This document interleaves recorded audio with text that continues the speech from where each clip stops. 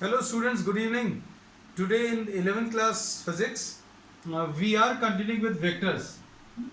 तो वेक्टर्स में बहुत सारे कॉन्सेप्ट्स अभी लोग पढ़ चुके हैं. We have studied about vector addition. Vector addition में अभी हम लोगों ने ट्राइंगल लॉ पढ़ा है ना. ट्राइंगल लॉ में और पैरेललोग्राम लॉ में दोनों में हम लोग दो ही वेक्टर्स को ऐड कर पाते थे, लेकिन दोनों की कंडीशंस अलग अलग थी. इसमें कंडीशन क्या थी? If two vectors are represented by the two sides of a triangle. अगर दो वेक्टर्स को आपने दो साइड से रिप्रेजेंट किया such that the joining is from head to tail. ये पहला वेक्टर है और इसका जहां पर हेड है वहां से दूसरे वेक्टर का टेल लेना. तो अब हम लोग इसमें ये कहते हैं if you have to add two vectors and these two vectors are represented by two sides of the triangle, then AB और BC का जो resultant है that will be represented by the third side. Resultant जो इसका आएगा that will be represented by the third side है ना. इसको अभी हम लोग head to tail addition भी कह सकते हैं. head to tail addition में अभी हम लोग क्या करते हैं? पहले वेक्टर का ये बच्चों टेल है और ये इसका हेड है. ये टेल है, ये हेड है. फिर दूसरे वेक्टर का बच्चों ये टेल है और ये हेड है. सॉरी. और आंसर इसका क्या आएगा? आंसर निकालने के लिए अभी हम लोग ये कहते हैं कि पहले वेक्टर का टेल और दूसरे वेक्टर के हेड को ज्वाइन कर दो, you will get the answer है ना. और इसको अभी हम लोग ऐसा कहते थे, if two vectors are represented by two sides of the triangle, then the resultant is represented by the third side and the third side should be taken in reverse order. इसका मतलब यह है पहला वेक्टर A से B जहां पर खत्म हो रहा है, सिंपल हिंदी में पहला वेक्टर जहां पर खत्म हो रहा है वहां से दूसरा वेक्टर स्टार्ट होना चाहिए. पहला वेक्टर B पर खत्म हो रहा है, दूसरा वेक्टर B से स्टार्ट हो रहा है और आंसर में ये हट जाएगा, आंसर AC आ जाएगा है ना. अब इसमें AB और BC को ऐड करने पर C नहीं मिल रहा, A से B, B से C, C से A ऐसा एक्सपेक्टेड है, लेकिन ये जो थर्ड साइड है that should be taken in reverse order. तो ये ट्रायंगल लॉ था, इसमें दो वेक्टर्स को आप ऐड कर पाते थे. अब पैरेललोग्राम लॉ में क्या डिफरेंट था? पैरेललोग्राम लॉ में दोनों वेक्टर्स के जो टेल हैं वो एक ही पॉइंट पर है, मतलब दीज आर कोइनिशियल वेक्टर्स. और इनको ऐड करने के लिए अभी हम लोग पैरेललोग्राम को कंप्लीट करते थे और पैरेललोग्राम का जो डायगोनल है वो इसका रिजल्टेंट देता था. जैसे suppose for example if this is A and this is B, तो ये R आ जाएगा and R will be equal to A plus B. This we have discussed in detail है ना. हम लोग पहले डिस्कस कर चुके हैं और अगर किसी को थोड़ा सा ऐसा लगता है तो अभी हम आपको थोड़ा सा रिवाइज करा दे रहे हैं. इसमें अभी हम लोगों ने बोला A plus B अगर निकालना तो A क्या चीज है बच्चों? AB वेक्टर है. B क्या है बच्चों? AC वेक्टर है ना. AC वेक्टर को हम लोग किसके बराबर लिख सकते हैं? AC vector can be written equal to BD vector. AC vector को equal to BD vector because this is a parallelogram है ना. तो इसमें फिर से ट्रायंगल लॉ ही लग जाएगा. पहला वेक्टर जहां पर खत्म हो रहा है वहां से दूसरा स्टार्ट होगा और आंसर में क्या आ जाएगा? AD आ जाएगा and AD is what? The diagonal of the parallelogram. अब इसके बाद अभी हम लोगों ने ये कहा था कि अगर दो वेक्टर्स से ज्यादा वेक्टर्स को अगर आपको ऐड करना है तो क्या करेंगे है ना. तो अब इसके लिए अभी हम लोगों ने एक नई चीज डिफाइन की है और वो नई चीज क्या है? The polygon law.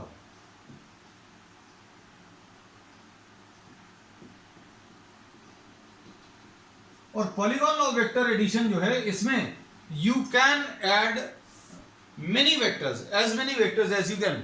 मतलब जितने वेक्टर्स आपको ऐड करने उतने वेक्टर्स अभी आप इससे ऐड कर सकते हैं.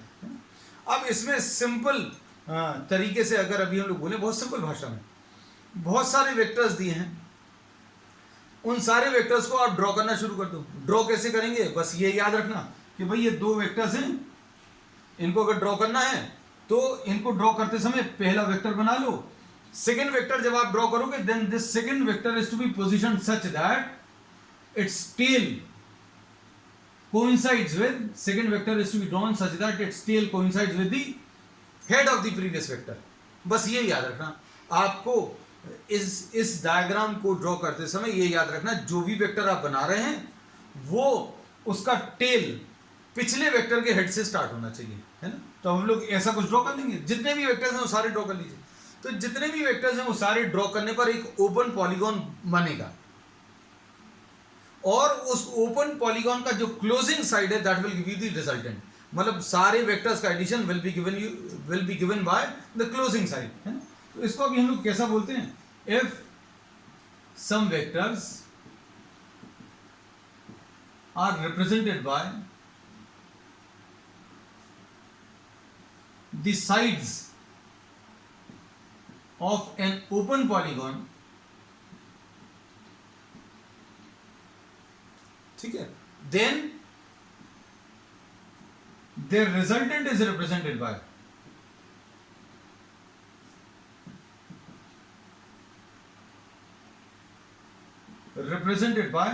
the closing sign.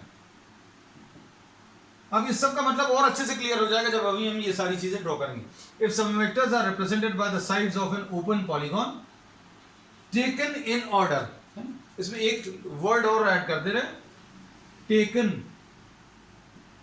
In order, then their resultant is represented by the closing side taken in reverse order. अब ये सारी बातें हम आपको एक डायग्राम में ड्रॉ करके बता देंगे, सारी चीजें क्लियर होंगी। अब इसको समझाने के लिए अभी हम आपको एक सिंपल सा एग्जांपल ले रहे हैं। Suppose you are having one point and at this point you are having many number of forces, ये आपके कुछ फोर्सेस इसके ऊपर एक्ट कर रहे हैं। फोर्स क्या होते हैं, वेक्टर्स हैं, है ना।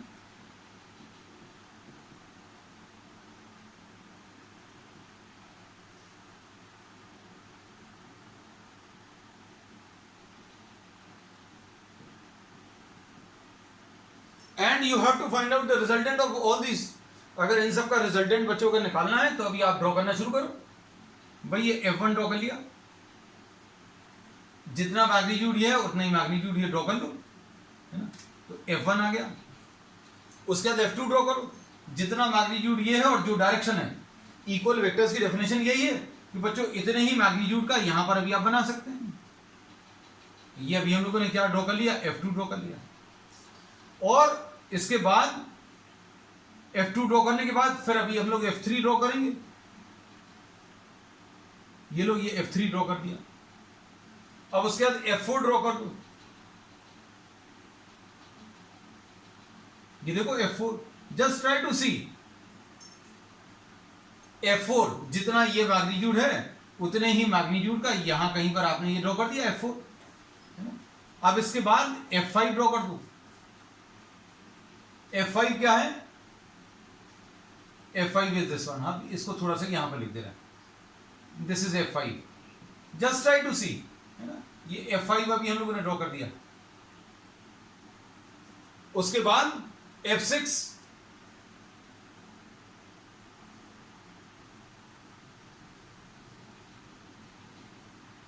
ये F6 आ गया। और उसके बाद ये F7, ये थोड़ा सा छोटा बना देना है ना। ये F7 क्योंकि जगह नहीं है बच्चों, ये F7 और ये F8, ठीक है। So drawing all these vectors you are getting an open polygon. Open polygon मतलब ये क्लोज नहीं हुआ, है ना। क्लोज हो जाता तो इनका रिजल्टेंट 0 आ जाता, हम लोग ऐसा बोलते हैं। हम लोगों ने क्योंकि इसमें ये बोल दिया है, क्या बोल दिया बच्चों, कि resultant of all these vectors will be given by what, the closing side. अब इसका क्लोजिंग साइड कैसे आएगा ये अभी हम आपको बता दे रहे हैं इसमें प्रूव करके। सपोज आपको F1 plus F2 plus F3 plus F4 plus F5 plus F6 plus F7 plus F8 ये निकालना है। These are some vectors. अब इनको आपको ऐड करना है, तो ये कैसे ऐड होंगे, देखो F1 लिख लो, क्या है, F1 इज AB, F2 क्या है, F2 इज BC, F3 क्या है, CD, और F4 क्या है, DE, F5 क्या है, EF, F6 क्या है, Fg, और F7 क्या है, GH, प्लस F8 क्या है बच्चों, HI। अब इसके बाद ये क्या आ जाएगा, AC आएगा। अब ये क्या आएगा, CD प्लस D। हम लोगों को मालूम है, we already know how to combine these. भाई इसमें कॉमन वाला पार्ट जो है वो आप रिमूव कर दो। ट्राइंगल लॉ में यही सीखा था बेसिकली। सभी कॉम्बिनेशन जितने भी आएंगे, जितने भी एडिशन के लॉज आएंगे, वो सारे ट्राइंगल लॉ पर बेस्ड है ना। तो अब CD प्लस D क्या आएगा बच्चों, ये कॉमन पॉइंट को आप रिमूव कर दो, क्या आ जाएगा, CE। इसमें EF प्लस FG, EG आ जाएगा, और GH प्लस HI, इसमें कॉमन पॉइंट रिमूव हो जाएगा, GI आ जाएगा। ये एक ऐसी ट्रिक है जिसकी मदद से आप without seeing the diagram you can write down the resultant. अब इसका आंसर क्या आएगा, कॉमन पॉइंट रिमूव करो, क्या आएगा, AE plus EI। AE plus EI क्या आ जाएगा बच्चों, ये आ जाएगा AI। तो इन सारे वेक्टर्स का कॉम्बिनेशन क्या मिल रहा है, AI मिल रहा है।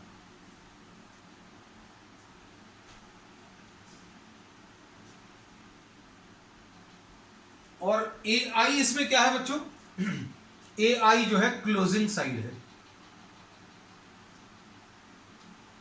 AI is what, the closing side. लेकिन रिवर्स ऑर्डर का है ये। अगर आप सेम ऑर्डर लेते A से B, B से C, C से D, D से E, E से F, F से G, G से H, H से I, I से A, सेम ऑर्डर I से A आता। लेकिन ये कैसा आ रहा है, closing side but in reverse order. तो यही बोला है, if some vectors are represented by the sides of an open polygon taken in order, then the resultant is represented by what, the closing side which is taken in reverse order।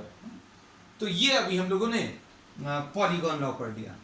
अब इसमें थोड़ा सा सोच कर देखना, अगर ये closing side, ये देखना, ये जो F8 है, मान लीजिए यहां पर ना क्लोज होकर यहां कहीं पर होता तो क्या होता। मान लीजिए ये जो F8 अभी हम लोगों को दिया वो थोड़ा सा ऐसा होता और थोड़ा सा बड़ा होता, तो अब हम लोग क्या बोलते बच्चों, देखो इसमें HI ऐसा कुछ आ जाता है ना।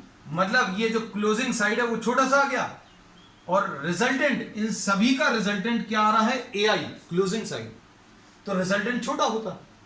और अगर हम लोग ये बोल रहे हैं कि F8, मान लीजिए ऐसा कुछ होता कि ये F8 यहां तक आ जाता है ना, मतलब I पॉइंट यहां पर आता, तो क्लोजिंग साइड और भी छोटा हो गया, तो रिजल्टेंट और भी छोटा आ जाएगा, इन सारे फोर्सेस का रिजल्टेंट।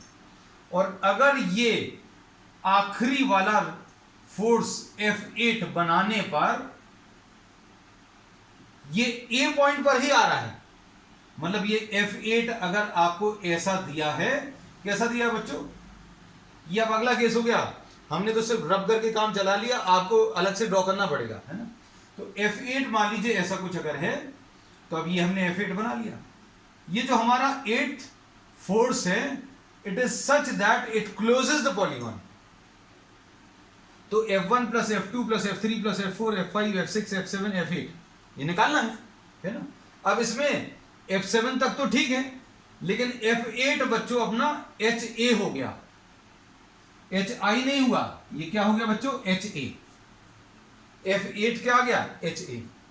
मान लीजिए अभी हमने सिर्फ एक नया असम्पशन लेकर सॉल्व कर रहे हैं कि सारे वेक्टर्स को ड्रॉ करने पर ओपन पॉलीगॉन नहीं बन रहा, पॉलीगॉन क्लोज हो रहा है, मान लीजिए, and it closes at the same point, then what happens. तो अब हम लोग बोलेंगे भैया जो 8वां वाला फोर्स है उसको HI अभी हम लोग अलग से लिखते थे, क्यों, क्योंकि 8वां वाला फोर्स यहां पर आ रहा था, HI, है ना। लेकिन अब हमने बोला ये यहां पर क्लोज हो रहा, तो इसको HA लिख दिया। अब देखो क्या बोलेंगे बच्चों, देखो ये तो सेम रहेगा, AB plus BC AC, CD plus DE CE, EF plus FG EG, और GH प्लस HA, ये बच्चों क्या आ जाएगा, GA आ जाएगा। अब इसमें देखो क्या आएगा, you can take a screenshot बच्चों, क्योंकि ये हमने एक नया कॉन्सेप्ट दे रहे हैं, हमें थोड़ी सी मेहनत करनी पड़ी, लेकिन आपको पूरा फिर से लिखना पड़ेगा। You have to write this down once again, है ना। तो ये क्या आ गया बच्चों, ए ई आ गया, और ये क्या आ गया, ई ए आ गया। अब ए ई और ई ए तो ऐड करने में थोड़ी दिक्कत जाएगी। हम लोग क्या कर रहे हैं बच्चों, इसको ए ई लिखा है, इसको माइनस ए ई लिख दे रहे हैं।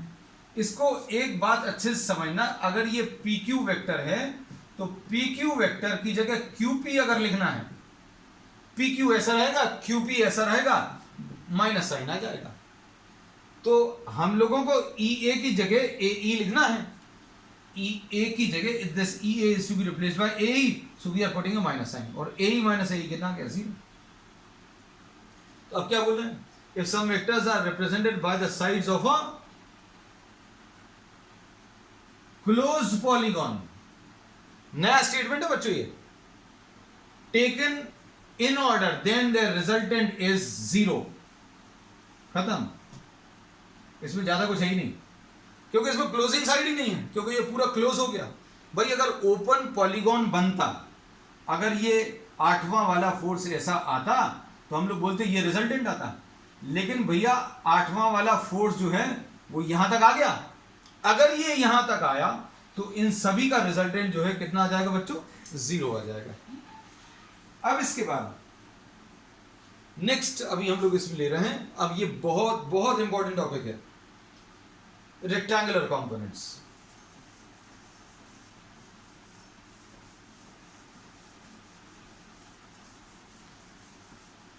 This is a very very important topic because this will be used throughout your physics syllabus, है ना।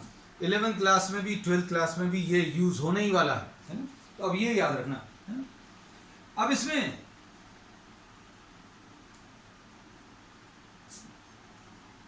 नेक्स्ट टॉपिक अभी हम लोग ले रहे हैं,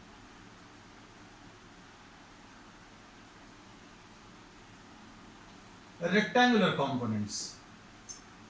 रेक्टेंगुलर कंपोनेंट्स, या फिर और इसको डिटेल में लिखना था, रेजोल्यूशन ऑफ वेक्टर्स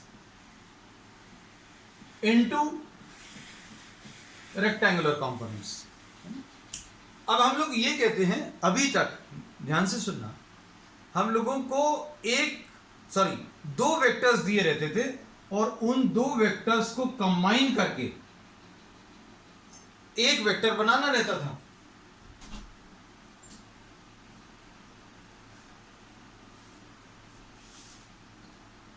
अब दो वेक्टर्स को एक वेक्टर में कंबाइन करने के बहुत सारे तरीके सीखे अभी हम लोगों ने, है ना। And one of these was what the parallelogram law, है ना। हम लोग इसमें ये कहते हैं बच्चों, अगर आपको ये दो वेक्टर्स को कंबाइन करना है तो कंबाइन करने का तरीका क्या है। हम लोगों ने बोला कि आप इससे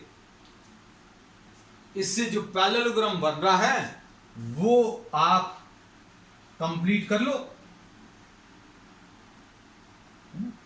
आपने पैरेललोग्राम को कंप्लीट कर लिया और इन दो वेक्टर्स का जो कॉम्बिनेशन है वो क्या, ये रिजल्टेंट आ जाएगा। हम लोग क्या बोल रहे हैं, A and B are combined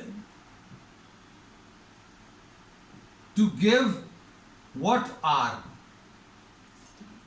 अब हमें इसका बिल्कुल उल्टा करना है, मतलब एक वेक्टर दिया हुआ है उसको दो पार्ट्स में ब्रेक करना है, वो उसके कंपोनेंट्स कहलाएंगे। कंपोनेंट क्यों, दो टुकड़े, है ना।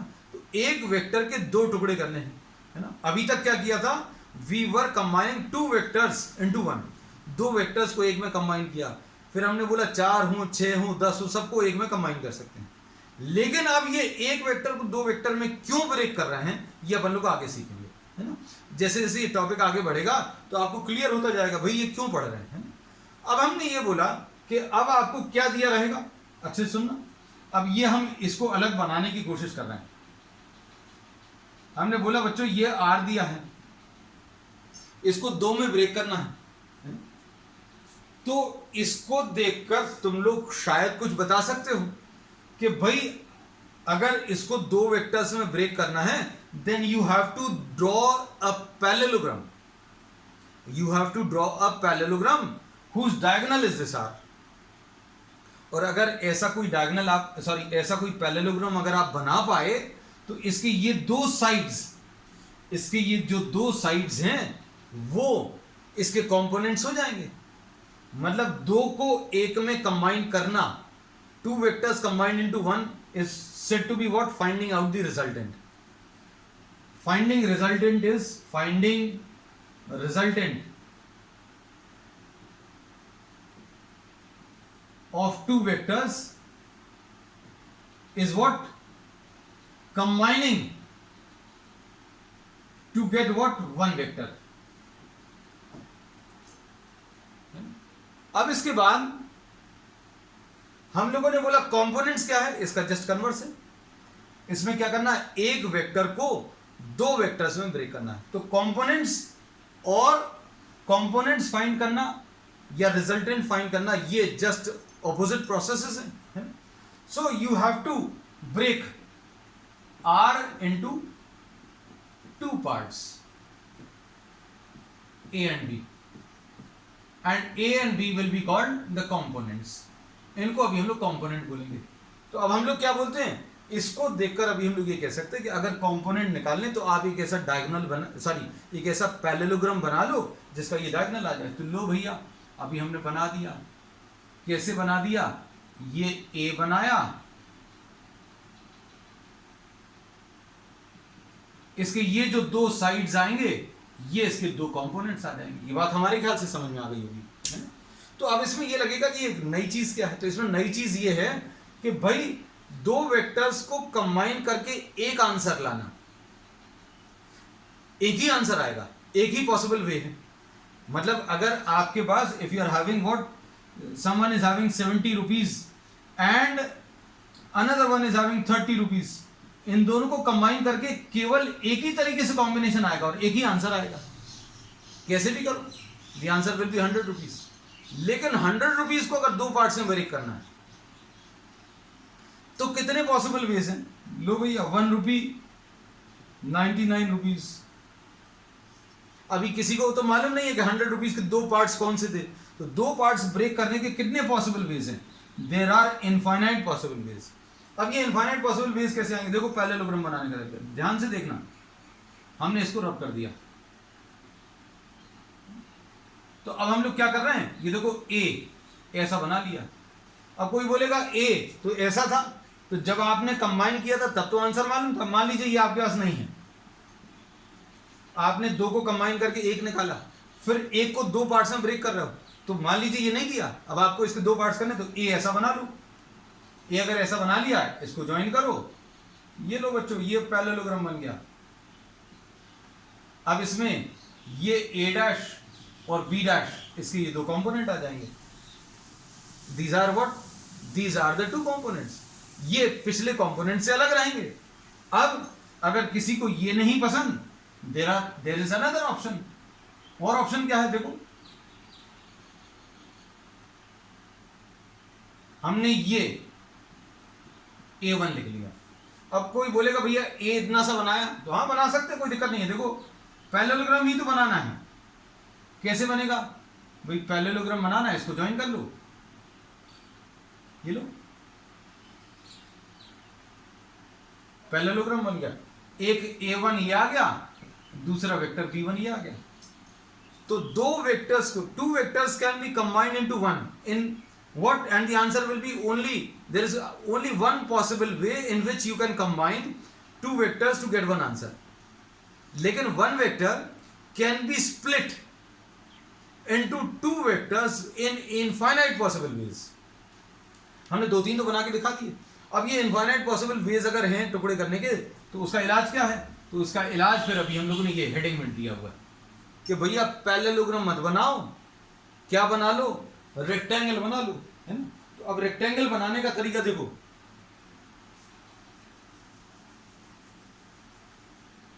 हम लोगों ने बोला चीजों को अगर फिक्स करना है तो ये लो आर बनाया, ये एक्स एक्सिस बना ली, और बच्चों ये वाई एक्सिस बना ली। अब इसमें पैरेललोग्राम इसका जो आएगा, अच्छे से देखना, ये आ गया है ना। अब इसमें अगर ये r है और इसका x एक्सिस के साथ एंगल थीटा है, तो इसका जो पैरेललोग्राम बना वो ये वाला बना, और OA will be called what? The x component of R, and OB will be called the y component of R. मतलब अगर R के आपको दो पार्ट्स करने हैं, R के अगर आपको दो पार्ट्स करने हैं तो करने का तरीका बहुत सिंपल बता दिया। सारी पुरानी चीजें सिर्फ कॉन्सेप्चुअली समझने के लिए थी। क्या बोला? R वेक्टर है, x और y एक्सिस बनाओ, वेक्टर से आप परपेंडिकुलर यहां पर ड्रॉ कर लो, वेक्टर से परपेंडिकुलर यहां पर ड्रॉ कर लो, तो ये वाला जो पार्ट आएगा बच्चों, ये क्या आएगा? RX आएगा, और ये वाला पार्ट जो आएगा RY आएगा, है ना। तो OA को अभी हम लोगों ने RX बोला, OB को क्या बोल दिया? RY। बस ये x और y कंपोनेंट है भाई। अब x और y कंपोनेंट का करने क्या वाले हैं तो वो अभी हम बताएंगे आपको। पहले तो निकालने के भाई दो कंपोनेंट्स निकलते कैसे हैं, ध्यान से सुनना और चीजों को समझना। तो इसमें अभी हम लोगों ने ये बताया कि if this is one vector and this is making an angle theta with the x-axis, and this vector is r, magnitude is r, draw the perpendicular on the x-axis, this will be the x component, and draw the perpendicular on the y-axis, this will be the y component. cos theta कितना आ जाएगा?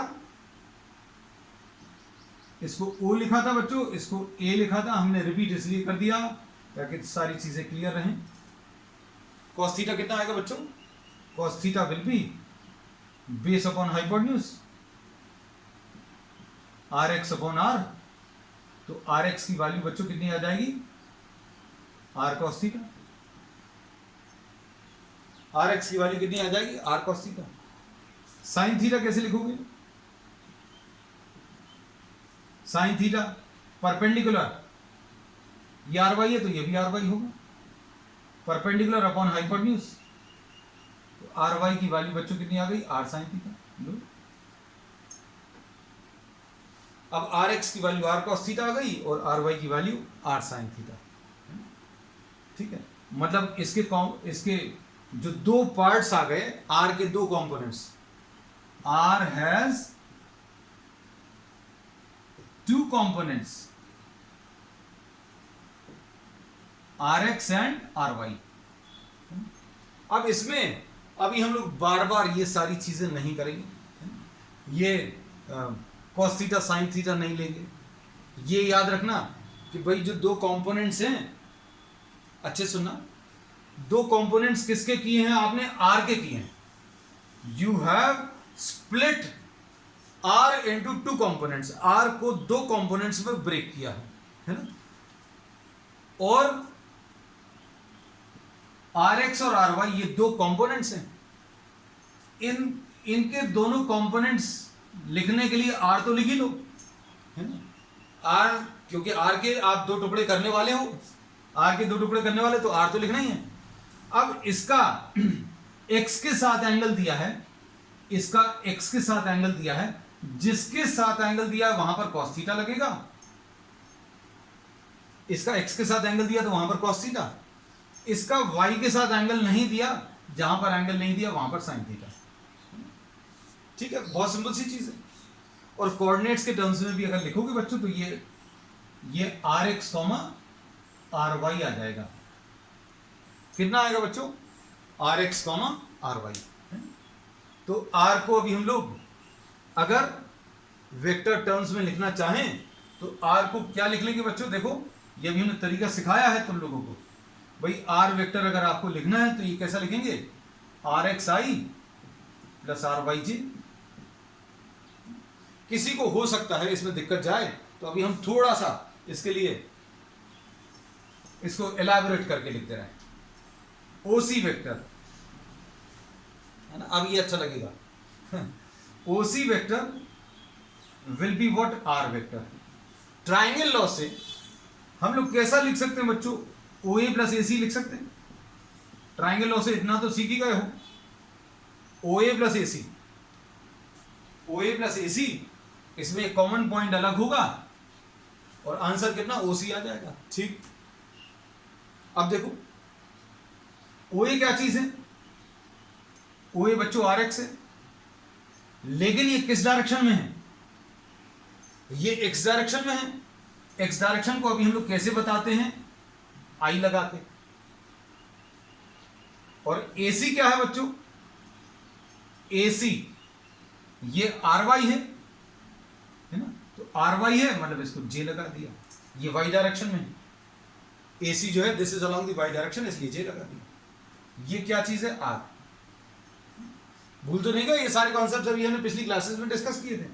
अब are का magnitude अगर आपको बताना है तो कैसे मिलेगा, आई के साथ जो नंबर है उसको स्क्वायर करो, जे के साथ जो नंबर है उसको स्क्वायर करो, ये आ गया।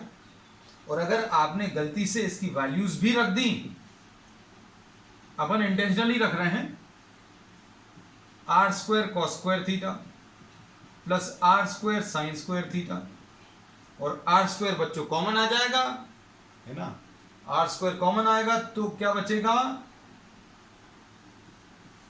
Cos square theta plus sine square theta. और cos square theta plus sine square theta कितना होता है, 1 होता है। तो एक्चुअल में मॉड्यूलस ऑफ आर किसके बराबर आ गया, आर के बराबर आ गया, under root of R square into 1, है ना। तो सही है, इसका मैग्नीट्यूड जो अभी हम लोगों ने किया, सॉरी इसके जो कंपोनेंट्स किए आर एक्स और आर वाई, उनको कंबाइन करके भी देख लिया, उनको कंबाइन करने पर आर ही आंसर में आ रहा है, आना भी चाहिए, क्योंकि आर के आपने 2 पार्ट्स किए, फिर दोनों पार्ट्स को कंबाइन करके चेक करके बता दिए कि आंसर उतना ही आ रहा है। तो भाई अब ये अगला क्वेश्चन ये उठता है कि what are we trying to do. हमने अभी तक पिछली क्लासेस में 2 को कंबाइन करना, फिर बहुत सारे वेक्टर्स को कंबाइन करना सीखा। अब आज हमने बिल्कुल उल्टा किया, क्या, we are splitting 1 vector into 2 vectors, है। तो इसका बहुत सारी जगह फिजिक्स में, 11th और 12th की फिजिक्स में बहुत जगह बहुत यूज आने वाला है। अब इसका एक सिंपल एग्जांपल अभी हम आपको दे दे रहे हैं, अच्छे सुनना बच्चों, हम इसमें बहुत सारी सिंपल ट्रिक्स ही सिखा देंगे आपको, है ना? याद हो जाएगा।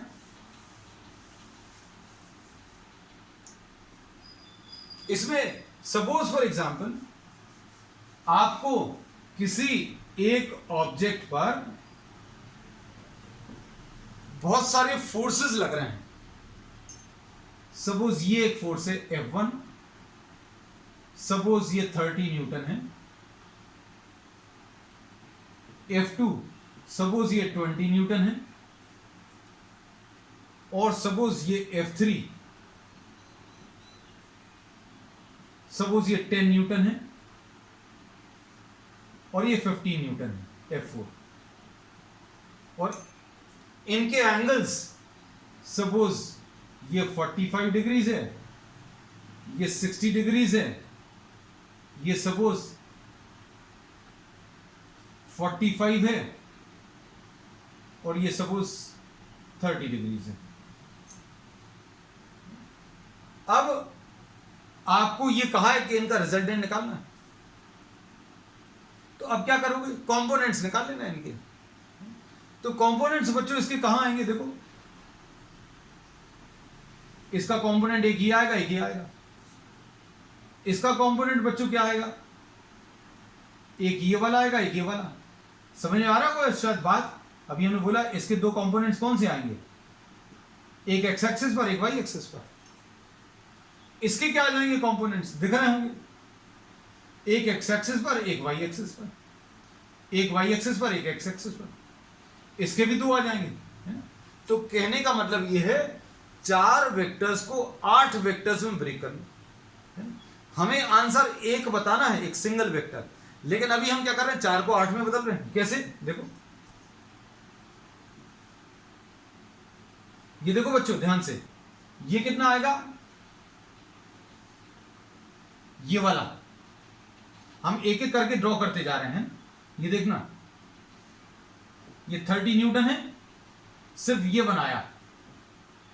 अब इसके कंपोनेंट्स क्या आएंगे बच्चों, इसके कंपोनेंट एक तो यहां आएगा और यहां आएगा, और हमने याद रखने का तरीका क्या बचाया, दोनों जगह 30 तो आएगा,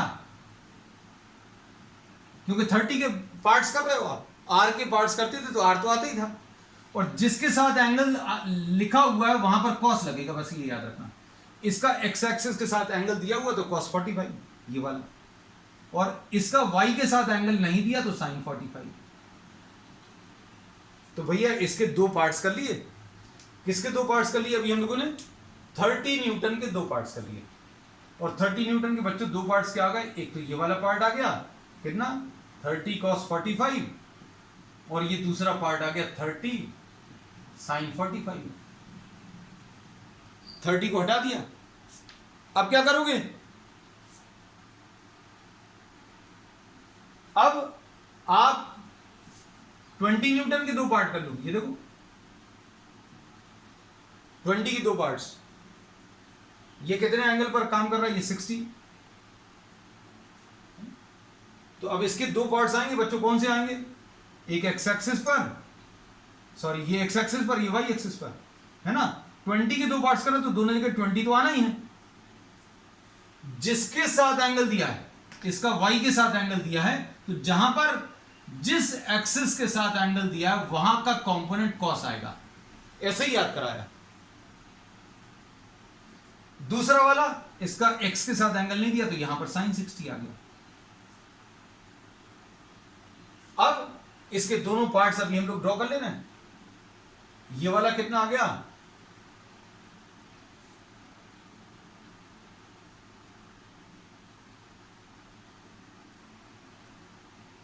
ये 20 cos 60 आया, और ये वाला बच्चों 20 sin 60 आ गया।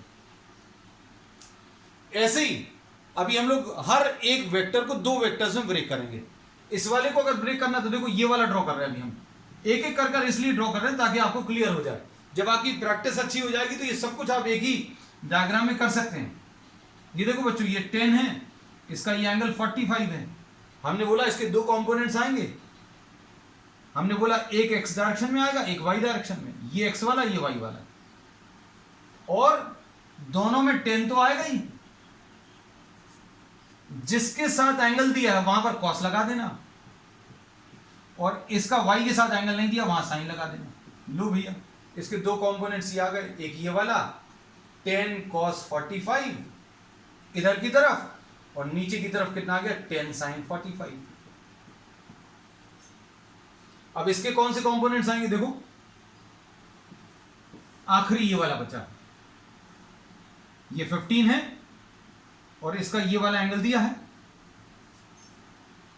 तो क्या करोगे, यहां पर परपेंडिकुलर ड्रॉ करो, यहां पर परपेंडिकुलर ड्रॉ करो। अब 15 के दो पार्ट्स करें तो दोनों जगह 15 तो आएगा, एक्स एक्सिस पर भी आएगा वाई एक्सिस पर भी। अब इसका y के साथ एंगल दिया है, इसका y के साथ एंगल दिया है, इसलिए y एक्सिस पर cos 45, और इसका x के साथ एंगल नहीं दिया तो sin 45। तो इसके दो कंपोनेंट्स क्या आ गए बच्चों, 15 sin 45 और 15 cos 45। अब चार फोर्सेस को आपने 8 फोर्सेस में बदल दिया।